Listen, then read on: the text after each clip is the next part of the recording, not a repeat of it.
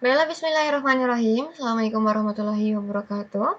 Kita akan lanjutkan ke materi magnetism atau kemagnetan. Cuma di sini kita bukannya bakalan bahas tentang magnet, tapi kita akan membahas tentang akibat arus listrik yang mengalir pada suatu penghantar akan ada medan magnet di sekitar penghantar tersebut. Jadi ada sebuah penghantar yang panjangnya itu adalah L, kemudian ada arus yang mengalir di dalamnya itu adalah sebesar I. Di sekitar penghantar ini akan ada medan magnet di sekitar penghantar ini. Kita ingat lagi kalau medan listrik itu adalah lambangnya E. Kalau misalnya medan magnet itu lambangnya adalah B. Jadi lambang dari medan magnet itu adalah B. Jadi di sekitar ini itu ada B. Kita coba ambil sedikit aja dari bagian L ini, misalnya segini. Kita coba ambil segini. Berarti ini adalah DL. Kemudian ini I-nya juga mulai sini kan. Berarti untuk yang DL ini aja, medan magnet itu adalah DB. Gitu ya. Kita ngambil dikit doang. Kalau kita pindahin gambarnya, berarti ini adalah DL. Kemudian mengalir itu ada I. Ada sebuah titik, yakni titik P, itu tuh berjarak R dari DL, sehingga kita lihat R itu dan DL itu akan membentuk sebuah sudut ya. Sudut ini antara DL dengan R itu adalah sudut theta. Sehingga menurut Biosova, dB itu sama dengan mu0 per 4V I DL sin theta per R kuadrat. Menurut Biosova, dalam hukumnya ya ini dia adalah orang Prancis, jadi kalau mau nyebut namanya yang kata di belakang tuh hilang ya. Jadi namanya Biosova. Misalkan kita mempunyai sebuah bola seperti ini, di dalam bola itu di tengah-tengahnya kita berikan sebuah muatan positif. Maka untuk misalnya ada A, kemudian ada B, ada C.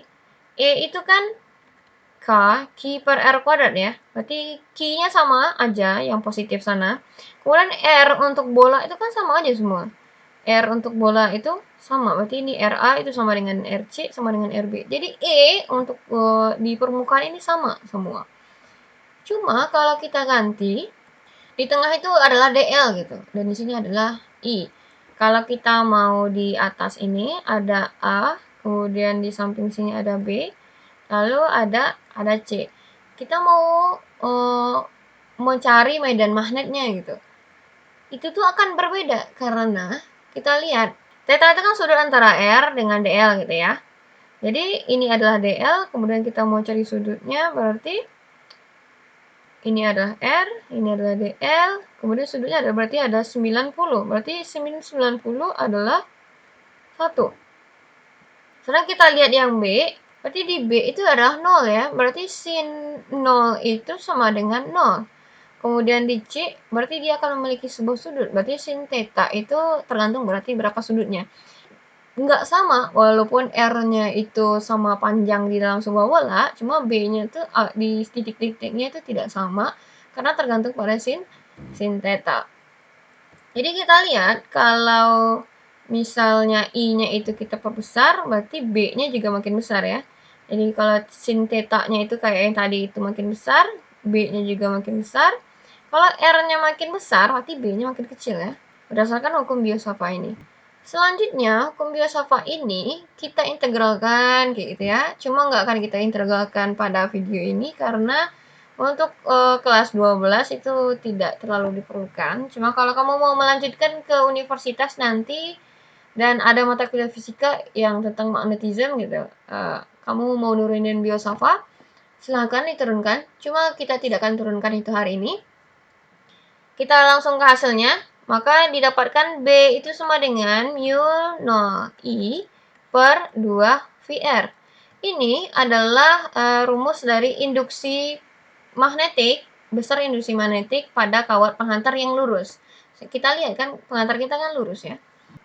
mu0 itu adalah permeabilitas ruang hampa. Itu tuh nilainya adalah 4V dikali 10⁻⁷ Tesla meter per ampere. Lalu kita tahu B itu adalah induksi magnetik. Itu tuh satuannya adalah T. Nah, dibaca itu adalah Tesla. Kemudian R itu adalah jarak gitu ya. Jarak antara si P dengan DL gitu ya. R. Kemudian I itu adalah arus. Kemudian untuk aturan tangan kanan digunakan untuk menentukan arah I dan juga arah B, arah medan. Kita punya sebuah penghantar, I-nya ke atas, I-nya ke atas. Maka jempol kamu itu, jempol kita itu arah I, menunjukkan arah I. Kemudian 4 jari itu menunjukkan arah B. Menunjukkan arah B. Jadi kalau kita mau gambar, berarti ini adalah jempol kamu. Kemudian ini adalah jari kamu. Ya. Berarti kalau kamu genggam kawat itu, berarti arah putarnya itu akan seperti ini. Putar jari kamu itu. Jadi yang di sebelah sini itu dia akan keluar dari kertas. Kalau keluar dari kertas atau keluar dari layar, itu tuh lambangnya adalah titik. Atau ada juga yang kalau dia keluar dari kertas berarti dia menuju ke arah kamu gitu. Kalau dia masuk ke kertas seperti ini, masuk ke layar, berarti dia lambangnya adalah silang.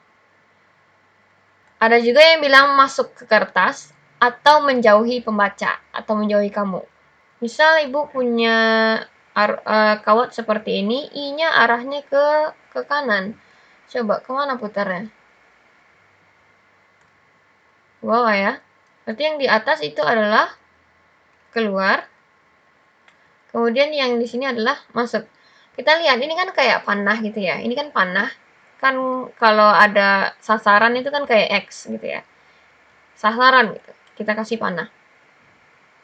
Lalu kita coba yang misalnya dia berdiri itu, tapi arahnya itu adalah ke bawah arah I-nya. Sekarang kamu coba arahnya kemana? Nanti kita kamu bandingkan dengan jawabannya. Jadi arah I-nya ke sini ya. Berarti karena ini panah, berarti ini sini X, di sini adalah keluar. Di sini yang X adalah masuk. Kalau lagi dia arahnya ke kiri. Coba. Berarti dia ke atas gitu ya. Putar jarimu itu. Berarti yang di atas itu adalah masuk, yang di bawah itu adalah keluar. Kamu coba-coba aja dulu. Sekarang kita coba jawab contoh soal. Yakni sebuah kawat lurus yang panjang dialiri oleh arus listrik 10 ampere. Berarti ini adalah I. Berapakah besar induksi magnetik? Berarti yang ditanya itu adalah B-nya berapa gitu ya. Di titik P yang berjarak 5 cm dari kawat. Berarti ini R-nya adalah 5 cm. Berarti dijadiin meter, 5 kali 10 pangkat min 2 meter. Kemudian di titik Q yang berjarak 10 cm dari kawat. Berarti ini adalah R 10 kali 10 pangkat min 2 meter atau 10 pangkat min 1 meter ya. Coba kita jawab. Kita tahu kalau B itu adalah mu 0I per 2 VR. Di beberapa buku ada yang bikin di sini itu adalah R, ada yang bikin itu adalah A. Cuma yang harus kamu ketahui adalah yang di sini itu adalah jarak antara titik, jarak titik dengan DL gitu. Itulah yang harus kamu ketahui. Terserah nanti gimana lambangnya, bisa R, bisa A, B, C, D sampai Z. Pokoknya yang R di sini adalah jarak antara titik dengan DL. Kita masukkan angkanya, berarti mu 0 itu adalah 4V dikali 10 pangkat min 7 dikali I, I-nya adalah 10 ampere. Kemudian dibagi 2V kali R, R-nya adalah 5 dikali 10 pangkat min 2. Lalu yang ini kita coret, sisa 2. Ada lagi, ini kita coret, sisa 2. Berarti 2 kali 2, 4. 4 kali 10 pangkat min 5 Tesla. Untuk yang A. Sekarang kita coba yang B. Yang B coba kamu pause dulu videonya. Nanti kamu bandingkan dengan jawaban yang ada di dalam video. Oke, silakan. Kita lanjutkan. Jadi B itu adalah mu 0I per 2VR.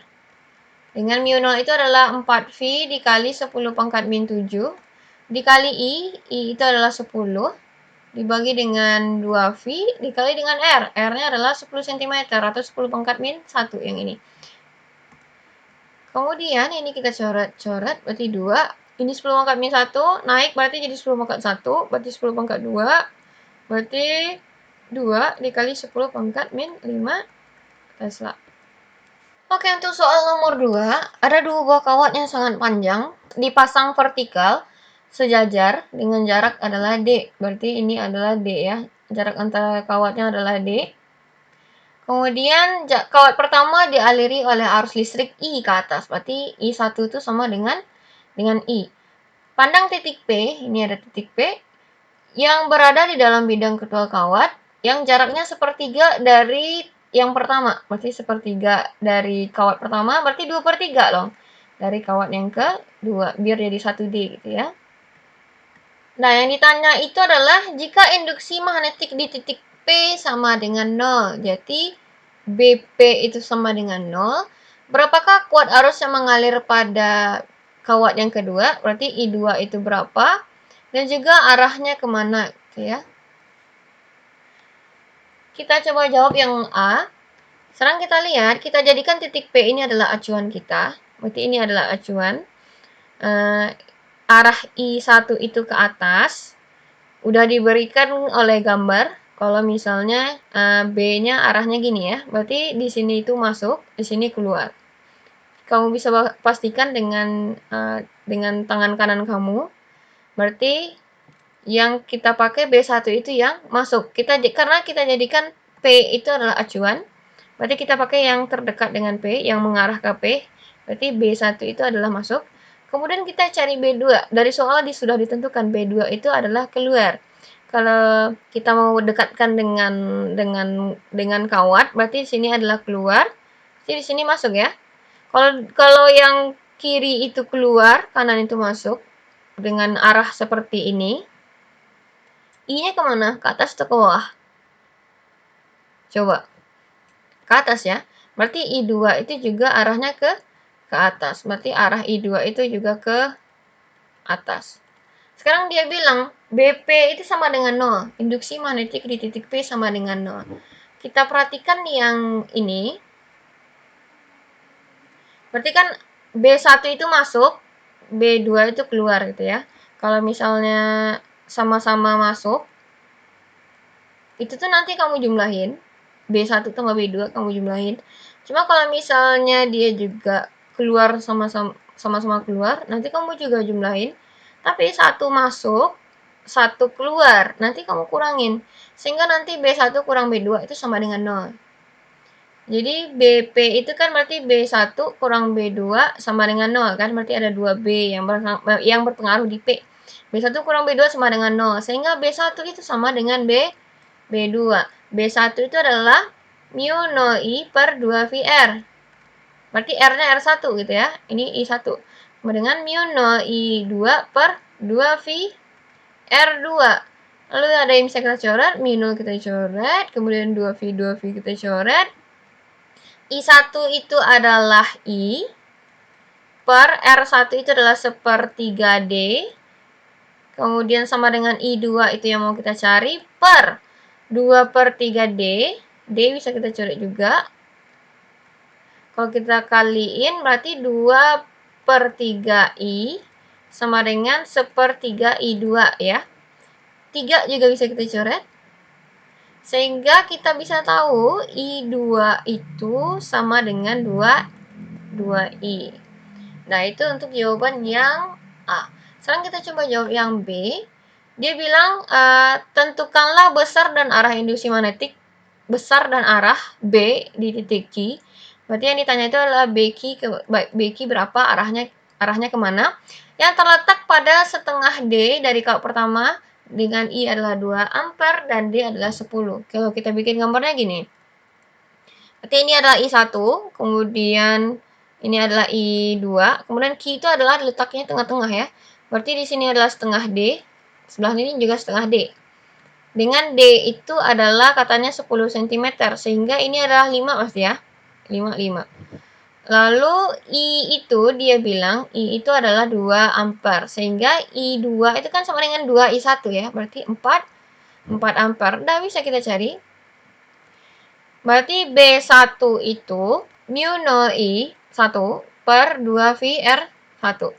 Berarti ini adalah 4 V dikali 10 pangkat min 7 dikali dengan I1 adalah 2 per 2 V kali R1 itu adalah 5 ya. 5 kali 10 pangkat min 2 kita jadiin meter. Jangan lupa. Ini coret-coret berarti di atas tinggal 2. Berarti 2 kali 2 4. 4 per 5 berarti 0,8. 0,8 kali 10 pangkat min 5 Tesla. Kita mau cari B2 berapa? Berarti B2 itu kan mu 0 I2 per 2 V R2. Sehingga mu 0 itu adalah 4V dikali 10 pangkat min 7 dikali I2 itu adalah 4 dibagi dengan 2V dikali R2 itu juga 5 ya. Dia setengah-setengah gitu kan. 5 kali 10 pangkat min 2. Lalu ini kita coret, sisa 2. Berarti 2 kali 4, 8. 8 per 5 berarti 1,6 dikali 10 pangkat min 5 Tesla. Kita mau cari Bq berapa? Kita supaya positif berarti kan B2 kurang B1 gitu ya. Berarti B2 kurang B1 1,6 kali 10 pangkat min 5 kita kurang dengan 0,8 kali 10 pangkat min 5 didapat adalah 0,8 dikali 10 pangkat min 5 Tesla. Untuk Bq berarti arahnya salah dengan B2. Oke, yang tadi itu kan adalah penghantar yang lurus gitu. Lalu ada penghantar yang bentuknya itu melingkar. Kemudian ada juga penghantar yang nanti bentuknya adalah kumparan. Kemudian ada juga penghantar yang berbentuk itu kumparan, cuma bentuknya itu lingkaran. Oke, jadi ada sebuah penghantar melingkar dengan pusat lingkarannya itu adalah M. Kemudian ada sebuah titik P yang terletak R gitu, jaraknya dari sebuah penghantar melingkar yang jari-jarinya itu adalah A. Kemudian ini adalah sumbu lingkaran dan ini adalah theta. Theta antara sumbu lingkaran dengan R. Nah, jadi berdasarkan gambar ini, titik P itu berada pada sumbu lingkaran gitu ya. Jadi B pada titik P itu adalah mu 0 I dikali A dikali sin theta dibagi dengan 2R kuadrat. Dengan A itu adalah jari-jari, dengan R itu adalah jarak antara P dengan pusat. Kemudian theta itu adalah sudut antara R dengan sumbu. Dengan mu 0 adalah permeabilitas ruang hampa. Misalnya penghantar ini kita putar lagi sekian kali, maka B-nya itu akan berubah. Jadi B itu sama dengan mu 0 I A sin theta yang tadi per 2R kuadrat. Cuma karena dia diputar sekian kali, kita kali dengan N. Dengan N itu adalah jumlah putaran. Itu untuk induksi magnetik pada sumbu ini ya, pada sumbu lingkaran. Gimana kalau misalnya induksi magnetik pada pusat lingkaran? Jadi persamaannya adalah B itu sama dengan mu 0 I per 2A. Kalau misalnya ada putarannya, berarti B itu sama dengan mu 0 I N per 2A. Coba kita bandingkan dengan yang tadi, dengan yang penghantar lurus tadi, B itu kan dia bilang mu 0 I per 2 VR gitu ya. Kita lihat, R itu kan adalah jarak. R ini adalah jarak, dan yang ini adalah jari-jari. Bedain kalau misalnya di sini tuh ada V, yang bagian yang lurus, ini adalah penghantar lurus. Kalau di penghantar melingkar nggak ada V. Induksi magnetik pada pusat lingkaran ini syaratnya adalah theta-nya itu nanti adalah 90 dan R itu sama dengan A. Kita coba lihat di contoh soal. Oke, pengantar yang berbentuk dua buah setengah lingkaran konsentris, berarti pusatnya sama di A ini. Dengan A1 itu adalah 2 cm, berarti ini adalah 2 cm. Kemudian A2 itu adalah 4 cm. Yang cm ini akan kita ubah nanti jadi meter, jangan lupa.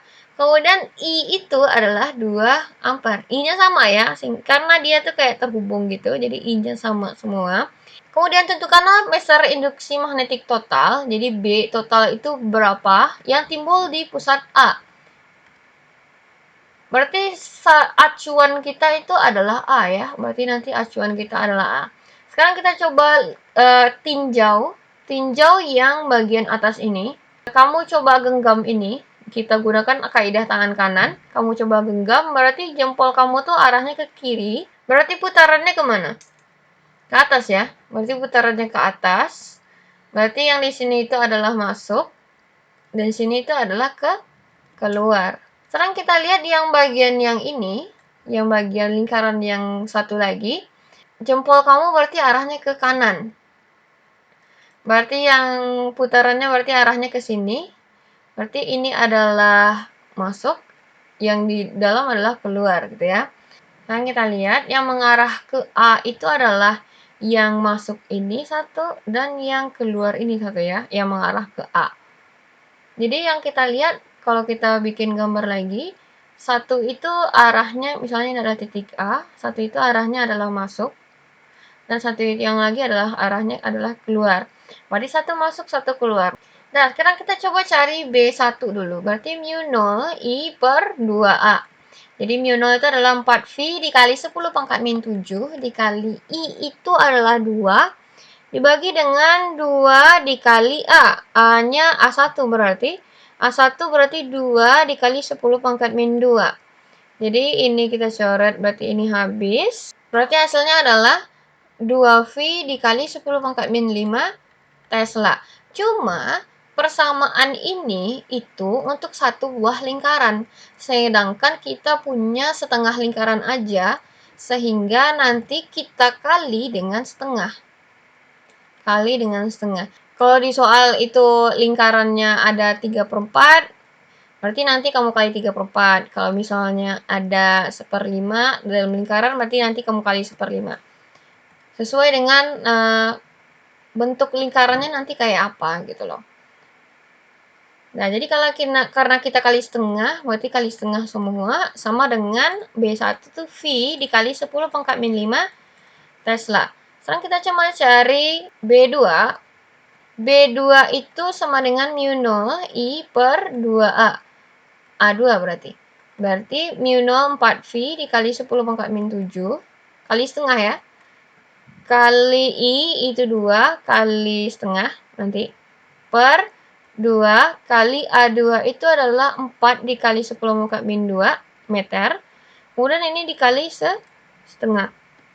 Ini coret, ini coret, ini coret, ini coret. Berarti setengah V ya. Setengah V berarti 0,5 V kali 10 pangkat min 5 Tesla. Berarti B total itu adalah selisih dari B1 dan B2. Berarti B total itu berarti B1 dikurang B2.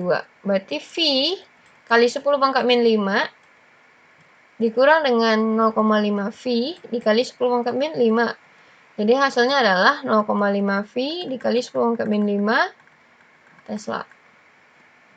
Kemudian kita lanjutkan ke contoh soal keempat. Sebuah pengantar berbentuk lingkaran dengan jari-jari A adalah 8. Berarti ini adalah 8 cm.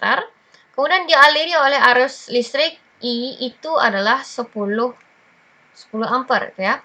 Tentukanlah induksi magnetik di sumbu lingkaran yang berjarak B sama dengan 6 cm dari pusat lingkaran. Berarti sumbunya ini panjangnya adalah 6 cm. Kita lihat, ini tuh Pitagoras gitu ya. Ini ada 8, kemudian ini ada 6, berarti R-nya berapa? 10 ya. 10 cm. Jadi kalau kita mau jadiin meter, berarti 10 kali 10 pangkat min 2. 10 pangkat min 1 meter. Kalau kita jadiin meter, berarti 8 kali 10 pangkat min 2 meter. Oke, berdasarkan persamaan sebelumnya, B itu sama dengan mu 0 IA sin theta per 2R kuadrat gitu ya. U0 itu adalah 4V kali 10 pangkat min 7 kali I itu adalah 10 dikali A. A-nya berapa jari-jari? 8 kali 10 pangkat min 2 dikali sin theta. Sekarang kita lihat, ini adalah dia punya alfa ya, berarti sama itu. Berarti sin alfa berarti di sini. Sin alfa berarti kan depan per miring. Depannya 8 per 10, berarti 8 per 10. Berarti kita tulis 8, 10-nya nanti di bawah ya. Per 2 dikali R kuadrat. R-nya adalah 10 pangkat min 1 kuadrat dikali 10. 10 itu yang ini ya. 8 per 10 tadi. Oke, kita coret-coret. Berarti ini ada 2. Kemudian ada 10, ada 10. Dah, berarti 2 kali 8 kali 8. 8 kali 8, 64 kali 2. Berarti 128 V dikali 10 pangkat min 7, 10 pangkat min 9, 10 pangkat min 7.